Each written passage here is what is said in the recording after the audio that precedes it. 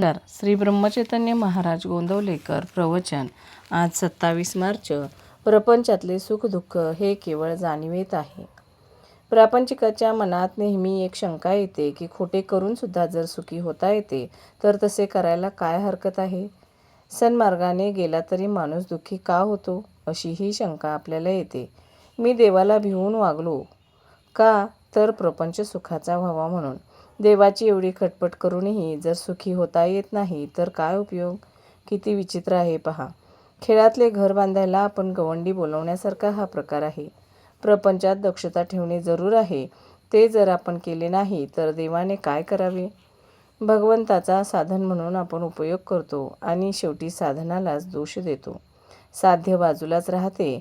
भगवंत विषय देईल पण त्याबरोबर त्याचे दुःखही देईल. एक जण मारुतीरायाला सांगून चोरी करीत असे. तो एकदा पकडला गेला आणि त्याला शिक्षाही झाली. तेव्हा तीही मारुतीच्या संमतीनेच झाली आहे, असे नाही का. मी कोण हे जोवर आपण ओळखत नाही तोवर वैभवाच्या शिखरावर जरी गेलो तरी आपल्याला समाधान मिळणार नाही. ज्याच्यापासून प्रपंच झाला त्याला ओळखता आले पाहिजे. देह सत्य नाही तर त्यावर उभारलेली इमारत कुठून सत्य असणार. ठिगळे लावून आपण आपला प्रपंच करतो, मग त्यात कमतरता आल्याशिवाय नाही राहत. कोळसा उगाळून पांढरा रंग मिळेल हे म्हणणे जसे वेडेपणाचे आहे तसे प्रपंचात सुख मिळवीन हे म्हणणे आहे.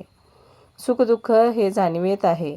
आपल्याला मिळायचे तेवढेच मिळते, पण आपले हवे नकोपण म्हणजे आपली वासना गेली की सुखदुःख राहत नाही. वासना मारायला भगवंताचे अधिष्ठान हाच एक उपाय आहे. वासना ही लाडावलेल्या कुत्र्याप्रमाणे आहे. तिला नुसते हडहड करून ती बाजूला जात नाही. पण तेही बरोबरच आहे, कारण आपणच तिला लाडावून ठेवले आहे.